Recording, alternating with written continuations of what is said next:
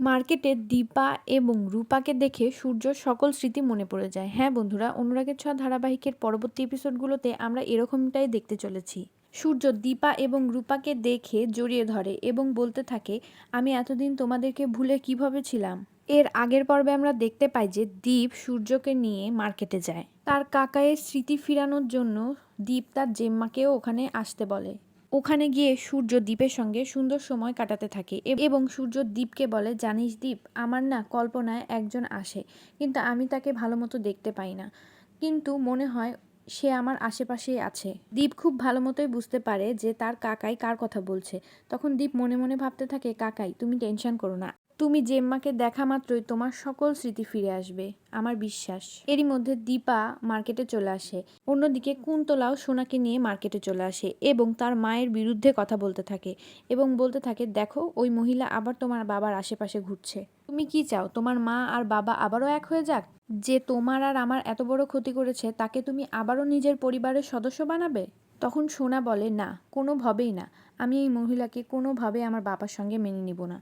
বলে সোনা চলে যায় দীপার কাছে। দীপার সামনে গিয়ে সোনা দীপাকে প্রচণ্ড অপমান করতে থাকে এবং বলতে থাকে, আপনার কি কোনো লজ্জা নেই? আপনি আবারও আমার বাবার আশপাশে ঘুরছেন। আপনি আর কখনোই আমার বাবার আশেপাশে থাকবেন না। আমি কিন্তু এগুলো কোনোভাবে সহ্য করব না। আপনি যদি আমার বাবার আশেপাশে থাকেন, আমার থেকে খারাপ কিন্তু কেউ হবে না।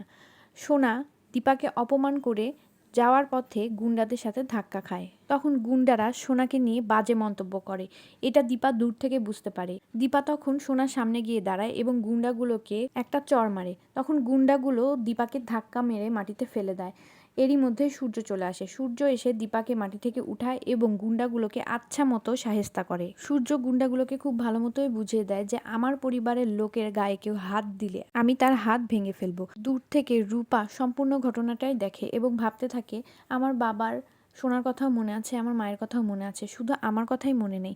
এই বলে রূপা মন খারাপ করে ওখান থেকে চলে যেতেই লাগে। ঠিক সেই সময় সূর্য সোনা বলে ডাক দেয় এবং সোনা চমকে যায় যে বাবার আমার কথাও মনে আছে। এই বলে সূর্য সোনার কাছে আসে এবং সোনাকে জড়িয়ে ধরে বলে, মা, আমার সব মনে পড়ে গিয়েছে। সূর্যর আচরণ দেখে দীপা অনেক বেশি চমকে যায় এবং কান্না করে দেয় এবং দীপা বলে, ডক্টর বাবু, আপনার সব মনে পড়ে গিয়েছে? তখন সূর্য বলে, হ্যাঁ, আমার সব মনে পড়ে গিয়েছে। সূর্য বলে, তোমরা আমার পরিবার, তোমাদেরকে ছেড়ে আমি এতদিন কিভাবে ছিলাম। তো বন্ধুরা, এটাই হতে চলেছে অনুরাগের ছোঁয়া ধারাবাহিকের আগামী পর্বগুলোতে। তো পরবর্তী এপিসোডটি পেতে আমাদের সাথে থাকো। ধন্যবাদ।